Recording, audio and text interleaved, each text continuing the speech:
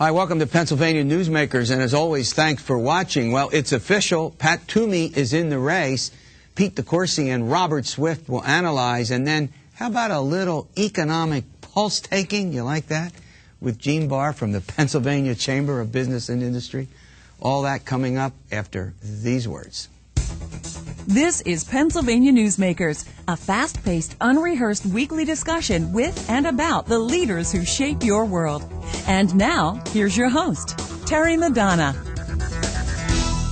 Hi, welcome back. Well, this week, big news in Pennsylvania politics. It's official. Pat Toomey, who ran against Arlen Specter 5 years ago, it'll soon be 6, in a Republican primary and came within 17,000 votes of upseating the now 5-term incumbent, is again challenging him. Joining me to analyze this are two of the state's leading political reporters. Actually, they do more than write about politics, but it's what I read them the most. Pete DeCoursey is sitting across from me. He's the bureau chief with CapitolWire.com. And Robert Swift, who's with Times, Shamrock newspapers. I won't get you to name all of them, but you've got, what, 4?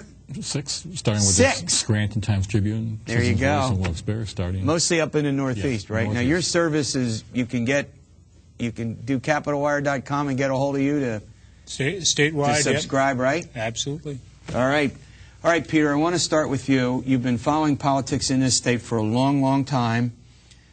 Not arguably, Pat Toomey gave Arlen Specter a run for his money. I mean, a real scare. 17,000 votes out of. Arlen thought he'd lost 7 o'clock on election night. Oh, wow. I didn't know that. Yeah, Arlen, I'll never forget, Arlen and his son were walking around the top tier of the media places, begging the TV cameras to put them on so they could plead for people in the Southeast to vote. Because, as you noted in your analysis, Southeast turnout was down. Southeast is Philadelphia and its suburbs. That's where Arlen needs huge turnout. Did you know that? I did not know that. Well, you see, that's why you guys are on the program. Go ahead. Arlen actually thought he had lost and was pleasantly surprised later that night to find he was won, as was his son, who was his campaign manager. Was that Shane? We talking about Shane and Specter? And strategist. So very close. And right now, if anything, things have gotten worse because we've had 150,000 mostly moderate Republicans move and vote for either Ms. Clinton or Mr. Obama, and then eventually in the fall, mostly Mr. Obama. And so now what you've had is a guy who won by 16,000, who lost 150,000 of his type of voters out of the party. And again, we're talking about a closed Pennsylvania primary. We're not like California, some of the other states where you can run primaries. Hold on. And Specter is behind in the polls. For the second time in 2 years, or 4 years, we're going to have a sitting U.S. senator behind in the polls to his leading challenger. Similar to what Santorum was to Bob Casey, who was then state treasurer. He had been auditor general. Now, Robert, you've been following politics in this state for a long, long time. Let me ask you this question. Specter is a pretty good campaigner, however. Everybody, we can count him out. He was counted out in '92 with Lynn Yackel.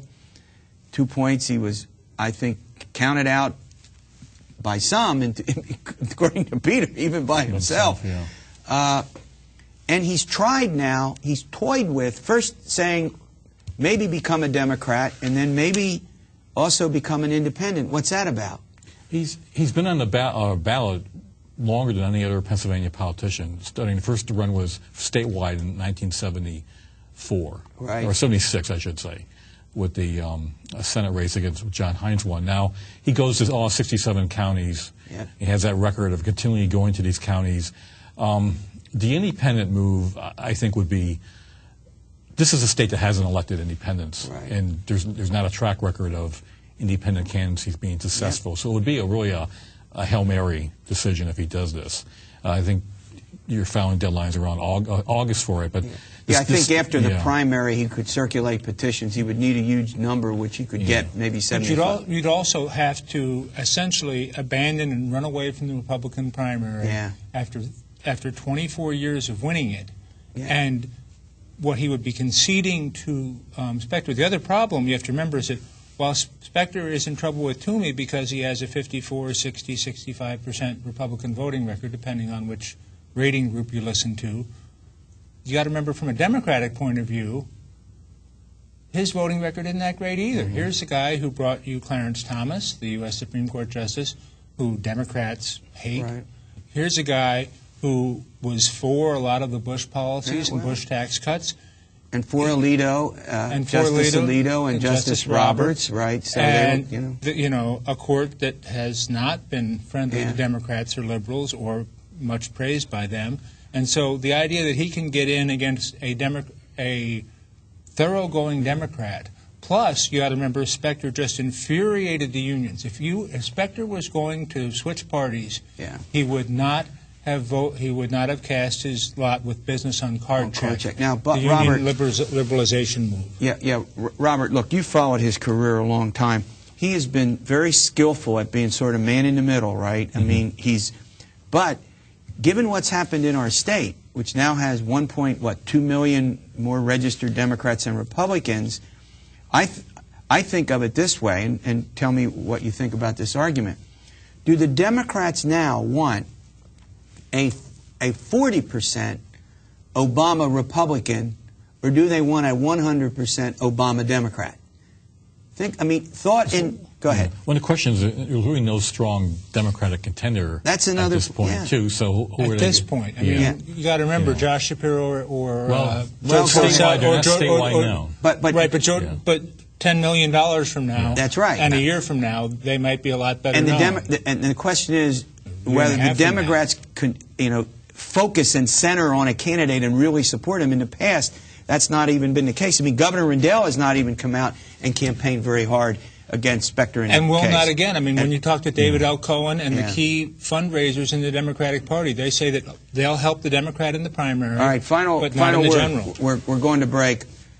Toughest election yet, yes or no? Yes, for toughest election. Definitely. Absolutely. All right, when we come back, I'm going to ask Robert Swift about this DeNaples situation. We'll bring you up to date on it. It has to do with gaming and has to do with the Mount Airy Casino Resort. You wonder where that is? It's up in the Poconos. We'll be back after these words. This broadcast of Pennsylvania Newsmakers is presented by the Pennsylvania Chamber of Business and Industry, the statewide voice of business. This broadcast of Pennsylvania Newsmakers is presented by PAConstructionJobs.com. For more information about rewarding careers in the highway construction industry, visit PAConstructionJobs.com. And by the Pennsylvania Manufacturers Association. Business in Pennsylvania is our business. Hi, well, from Marlon Specter and Pat Toomey to the DeNaples charge. Louis DeNaples is a casino owner, Mount Airy Resorts Casino Resort. He was charged by the Dauphin County District Attorney of a variety of charges. Perjury was at the heart of them. Do I got that right? All right, and all of a sudden, these charges that have been sort of growing and building certainly in the press and speculation, it all ends. It goes away. The charges are dropped. Give us an update about that. All, waiting for one of these trials of a decade kind of things that would have been for Pennsylvania if this had gone to trial. And then there had been negotiations starting last fall. I guess both sides realized they didn't want a trial. And now, what was at heart at the charges that were against? What was the allegation? Louis DeNaples, had lied about ties to organized crime figures during his application for a slots license in 2006, and the gist of the agreement. And that the Pennsylvania Gaming Commission had done a very poor job of vetting him. Right. Go ahead. And at the heart of the agreement is that all charges are dropped. This is not a plea bargain. This is just a dropping of charges plus a Reverend Sika, his confidant, his priest confidant. It was also charged of perjury. And part of the agreement is that the DeNaples transfers control of the casino to his daughter Lisa, who's now CEO. She now runs the. She has the gaming board approval. This all seems kind of. I mean, I guess that. I mean, this isn't like one of those deals, Terry, where somebody has to resign a U.S. Senate seat or resign a governorship and then not get prosecuted, like we used to have in the 80s and 90s. Right. This is one of those deals where Marsico brought a bunch of very serious charges. He's the Dauphin County District Attorney. Go ahead. And had to drop them all.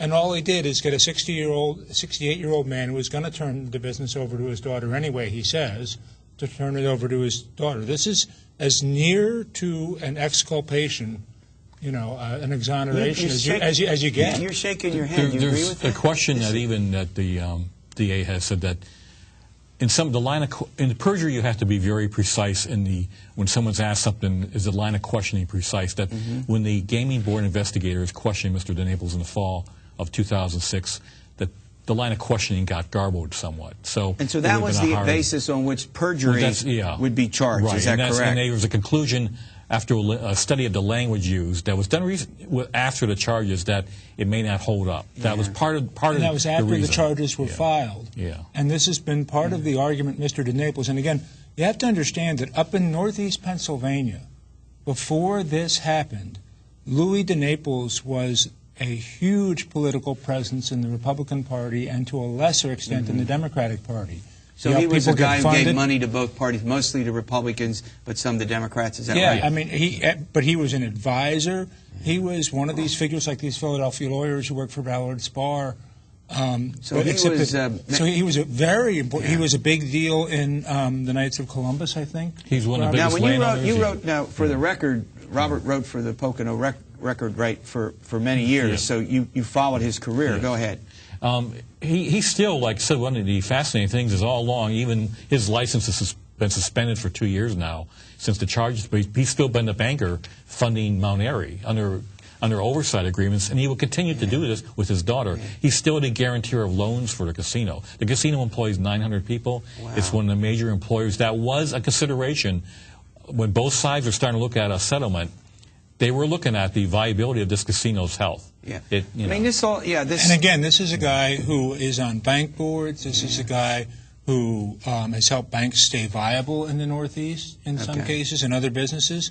So it's very important to understand that this is not some guy who ran one successful business and had a little money. This was a guy who was umbilically connected to the Scrantons and to everybody else up there, and was a key part of the business and the whatever we want to call it. I guess everybody still will be a little perplexed about this for some time. We'll see what the gaming board does about his daughter and some other problems. The gaming board, but up in Northeast Philly, we got to run. But it's not gaming board. You both cover the gaming board. Not been without its own problems. Right, and the question is whether the reform drive will be hindered or strengthened by this dismissal of the charges. All right, Robert gets the last word. All right, we do a little Governor Rendell check here with these two guys.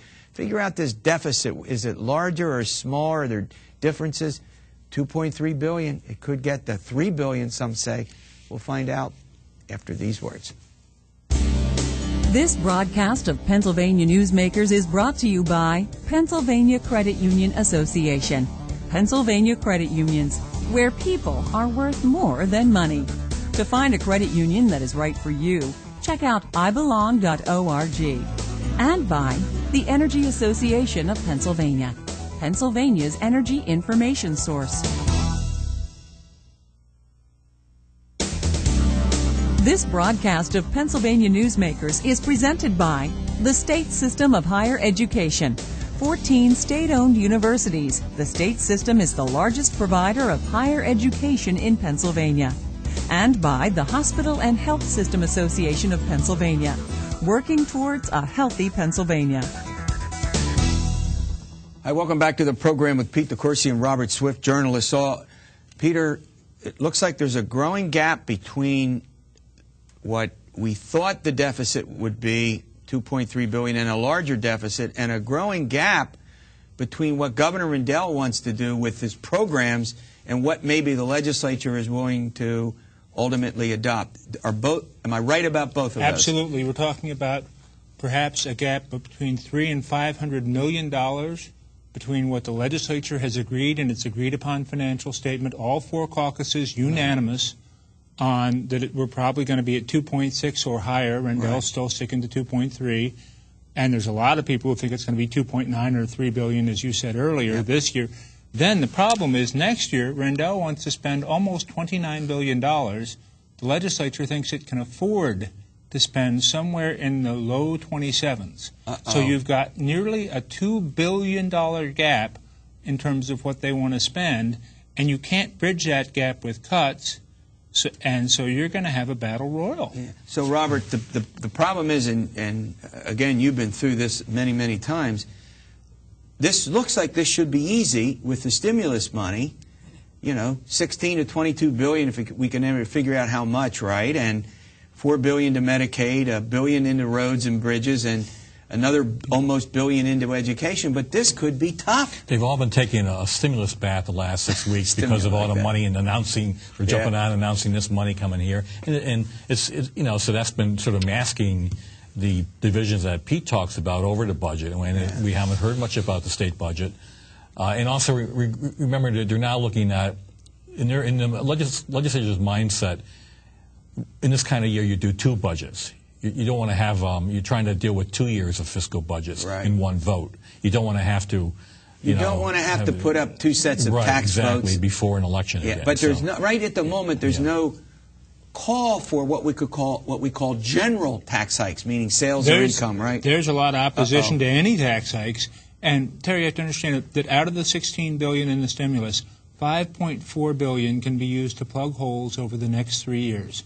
So after 3 years, you're talking about having to find 20% budget growth just to stay the same. Not to grow, just to stay the same. And right now, this year, we're going to be able to find about $27.6, $27.7 to spend, and that's based on income of $26 billion. All right, before I let you go, the budget's supposed to be done June 30. You think they're going to make it? I really doubt June 30th. Doubt it? Once again, the question is how these furlough issue goes. You know. Closer to my birthday on September 1st. September 1, that means no summer vacations. All right, we just took the political pulse. How about the economic pulse coming up with Gene Barr following these words? This broadcast of Pennsylvania Newsmakers is presented by Highmark Blue Shield, changing the way health plans work for business with a variety of plan options for employers and more choices for employees. Information is available at highmark.com. Have a greater hand in your company's health. And by the Pennsylvania Healthcare Association, the future of long-term care.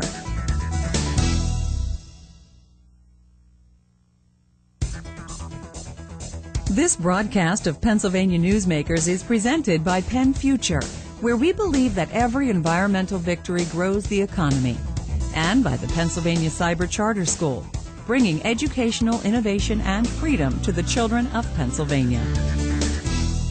Hi, welcome back to the program. Well, it's economic pulse-taking time. I sort of like that with Gene Barr, Vice President for Government and Public Affairs at the Pennsylvania Chamber of Business and Industry. All right, Gene, let's do a little pulse-taking if we can. Consumer spending down, not up, or up, down 1.1% for the last couple of months. 600,000 jobs we're losing every month. How's the Pennsylvania economy doing? Well, I think it depends on which way you want to look at it. There are probably some people who are doing okay on the whole, as is the case across not only the U.S., but you know, from a global perspective, everything's down. I think what our concern is, we've got to make sure that we come out of this thing, not trail the rest of the U.S. economy, as Pennsylvania has unfortunately done over the years, and make sure we do certain things, and just as importantly, don't do certain things that are going to hurt us coming out of the recession. Yeah, now, look. We talked a little bit in the last segment about the budget thing, and I know you follow the budget very carefully. And you were appointed by Governor Rendell to be on this stimulus oversight. 16, I hear different numbers. We're going to get 16, and then some may go 22 billion. Yeah, some of the numbers vary because part of it is there's this difference between what goes directly to municipalities or planning organizations and so forth, and how much goes to the state.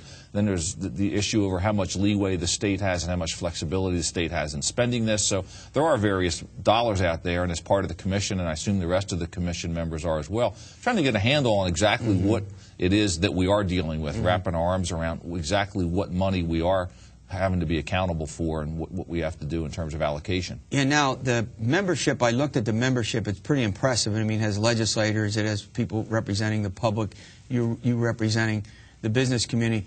Is this the stimulus, is it technically oversight or transparency? It's called the Stimulus Oversight Commission, and I think we're all trying to figure out exactly what we need to do. I think the bottom line is, as the governor has said, he wants to make sure people understand where the money's going. From our perspective, and again, we're an organization that didn't take a position on the stimulus package itself. We want to make sure the National Chamber did. The U.S. Chamber did, but the Pennsylvania Chamber did, and we got that. That's good. I know that. So we just want to make sure that the money does get out there. And, of course, we did have an interest in infrastructure. Let me get this straight. So you're not going to decide how it's spent. Everybody needs to understand it. But how it gets spent, you're going to look at how it gets spent, where the money goes, and ensure that that's transparent. Or is that the transparency part of the governor's responsibility? I think that's still part of the give and take. I think that the legislature has some issues over exactly what their role is going to be in terms of dispensing of the dollars, whether or not we can recommend projects, whether we're simply there to take a look at it and say, yeah, that's the best use of the money. I think we're all kind of taking a look at this thing and deciding what our exact role is going to be. All right, before you go, are you